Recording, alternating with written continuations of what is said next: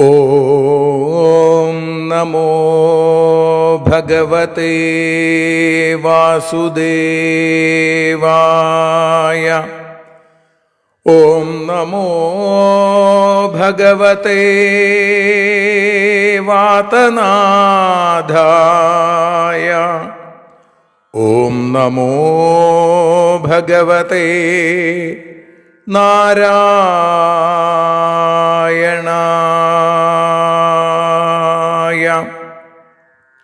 ഏവർക്കും നാരായണീയ മധുരം ആസ്വദിക്കാൻ ഒരിക്കൽ കൂടി സ്വാഗതം. മൂകം കരോതി വാചാലം പങ്കും ലംഘയത്തെ ഗിരിം യൽകൃപാതമഹം വന്ദേ പരമാനന്ദമാധവം. അഖിലാനപരാധാന്മേ ക്ഷമസ്വ കരുണാനിധേ പ്രസീദ മൽഗുരോ നാഥ ജനകായ നമോ നമഃ. അഖിലാനപരാധാന്മേ ക്ഷമസ്വ കരുണാംബുധേ പ്രസീദ മൽപ്രിയേ നാഥേ മാതൃരൂപേ നമോസ്തുതേ. സദാശിവസമാരംഭാം ശങ്കരാചാര്യമധ്യമാം അസ്മദാചാര്യപര്യന്താം വന്ദേ ഗുരുപരമ്പരാം. നാരായണീയത്തെ പറഞ്ഞിടുമ്പോൾ നാരായണാഖ്യനെ നമിച്ചിടുന്നു. നാരായണൻ വായുപുരത്തിലീശൻ നാവിൽ നിറഞ്ഞെന്നെ തുണച്ചിടേണേ. മോക്ഷക്കടൽ ഭാഗവതം പ്രസിദ്ധം മെല്ലെ കടഞ്ഞു നവനീതമഹോ ലഭിച്ചു. മന്നിൽ നരന്നു ഹരിഭക്തി ലഭിക്കുവാനായി മേൽപുത്തുരേക്ക് സദയം ശുഭ സ്തോത്രകാവ്യം.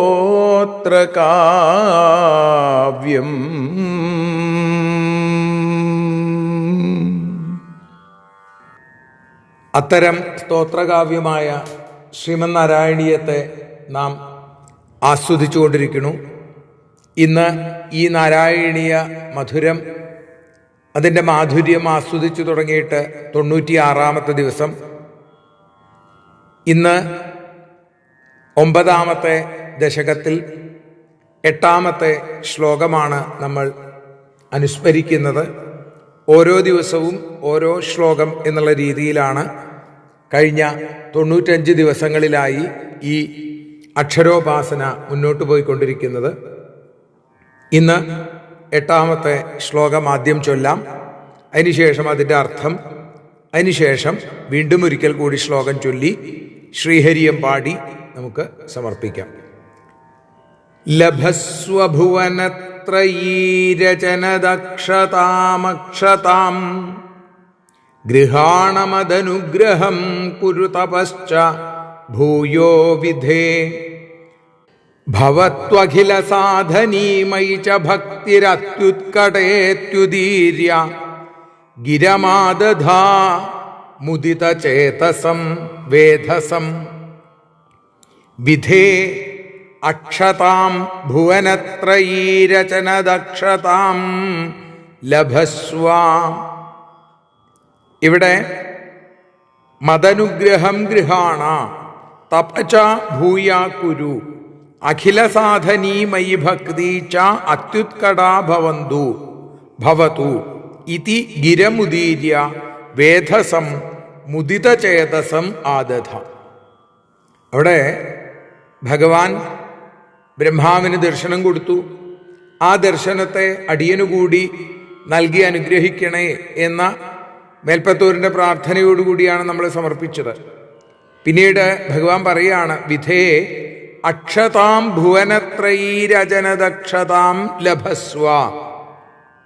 അല്ലയോ ബ്രഹ്മാവേ, ഒരു ഹാനിയും തട്ടാത്ത, അക്ഷതമായിരിക്കുന്ന, ക്ഷതമില്ലാത്ത ത്രൈലോക്യ സൃഷ്ടിക്ക് വേണ്ടതായ സാമർഥ്യം, ഭുവനത്രയീരചനദക്ഷതാം, ആ സാമർഥ്യം ലഭസ്വ, അങ്ങക്ക് ലഭിക്കട്ടെ. മദനുഗ്രഹം ഗൃഹാണ, എൻ്റെ അനുഗ്രഹത്തെ സ്വീകരിച്ചോളൂ. ഈ അനുഗ്രഹത്തിലൂടെ അങ്ങക്ക് ഒരു തരത്തിലുള്ള തടസ്സവുമില്ലാതെ ത്രൈലോക്യ സൃഷ്ടി സാധിക്കും. തപ ച ഭൂയ കുരു, വീണ്ടും തപസ്സു ചെയ്യൂ എന്ന് പറയുന്നു. അഖില സാധനീ മയി ഭക്തി, ഏത് കാര്യങ്ങളെയും സാധിപ്പിക്കുന്നതായ എന്നിലുള്ള ഭക്തിയും അത്യുത്കടാ ഭവതു, ആ ഭക്തി അത്യുത്കടമായി അതിതീവ്രമായി അങ്ങയിൽ നിലനിൽക്കട്ടെ. ഇതി ഗിരം മുദീര്യവേധസം മുദിതചേതസം ആദധ എന്നിങ്ങനെയൊക്കെ ഭഗവാൻ പറഞ്ഞിട്ട് ഗുരുവായൂരപ്പ ആ ബ്രഹ്മാവിനെ മുദിതചേതസം ആദധ, വീണ്ടും സന്തുഷ്ടമാനസനാക്കി മാറ്റി, സന്തോഷമുള്ളവനാക്കി മാറ്റി. ഇവിടെ ഭഗവാന്റെ അനുഗ്രഹമുണ്ട്. അപ്പോൾ ഈശ്വരാനുഗ്രഹം എത്രയുണ്ടായാലും കർമ്മം ചെയ്താലേ കാര്യം നടക്കുള്ളൂ, അല്ലേ? അതുകൊണ്ട് വീണ്ടും തപസ് ചെയ്യൂ. എന്നാൽ ഈ തപസ് ചെയ്യുമ്പോഴൊക്കെ തന്നെ അതിന് ഭഗവാങ്കലുള്ള ഭക്തി അത്യാവശ്യമാണ്.